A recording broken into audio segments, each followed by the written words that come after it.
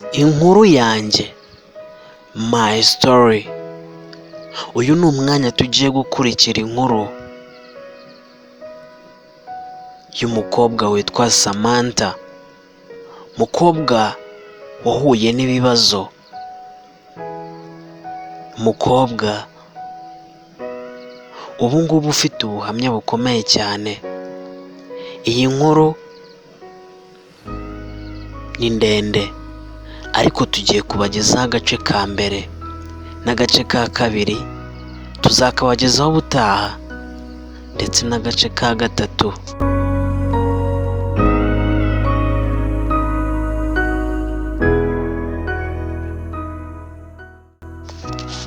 Nitwa Samantha, mfite imyaka ubu ngubu 20. Nyifite imyaka 13 nibwo napfushije mama wanjye, ansigana na musaza wanjye, dusigara turerwa na papa. Kubera ko papa yari umuntu udashobotse, yari n'umuntu utamenya guha agaciro umwana, dore ko na mama akiriho ari uko nguko byari bimeze. Mama akiriho yahoraga arorongotana mu nzira, ahora yahukana. Mama akimara gupfa, abaturanyi basigaye bibaza ukuntu tugiye kubaho na papa bazi.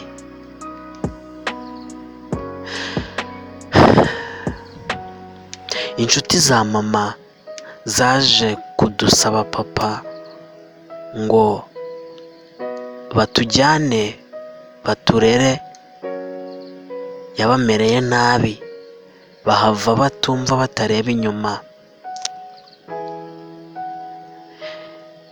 Bagize ngo ni impuhwe za kibyeyi, ariko ibyo yankoreye ni agahomamunwa. Papa wambyaye, ibintu yankoreye iyo mbyibutse umutima urashenjagurika bikomeye cyane. Iyo mbyibutse ubwonko bwanjye mba numva bugiye kuntomboka, nkaba naba umusazi, nkahitamo kwituriza.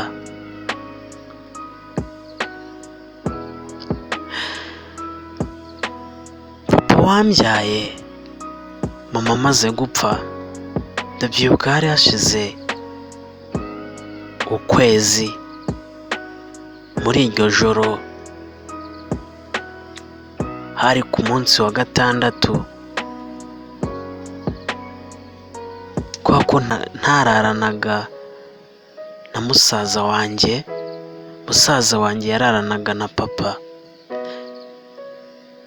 Saa 9 z'ijoro nagiye kumva numva urugi rw'icyumba cyanjye rurakatse, mbona papa aje yinjira yirukanka cyane ariko atavuga. Yahise aza aranyegera kuko nari nabadukiye hejuru, arongera aransunika nsubira ku buriri, ariko yabanje gukinga icyumba. Aba arambwiye ati mfunge umunwa.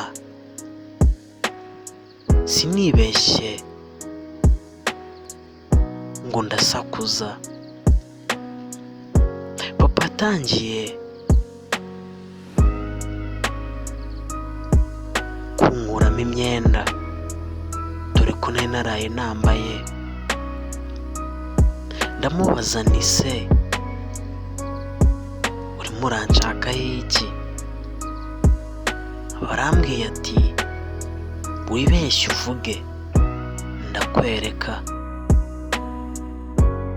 ndakwica. Muri ako kanya nagiye kumva anshiriyeho umwenda w'imbere, ubwoba butangira kunyica. ntangiye kuvuza induru, yahise amfata mu ijosi anzirika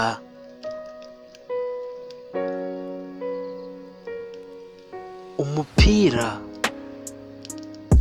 ku munwa, guhumeka biranga,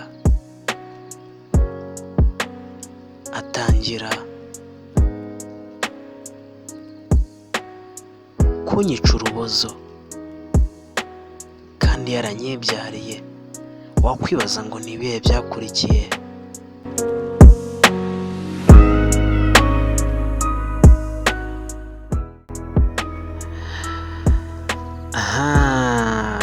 Nawe urabyiyumviye. Iki ni igice cya mbere cy'iyi nkuru ya Samantha, inkuru yanjye, my story. Ntuzacikwe n'igice cy'ubutaha, igice cya kabiri. Njye wakikugezagaho, wanaguteguriye ino nkuru, nkaba naranayikwandikiye. Ndi Kwizererize.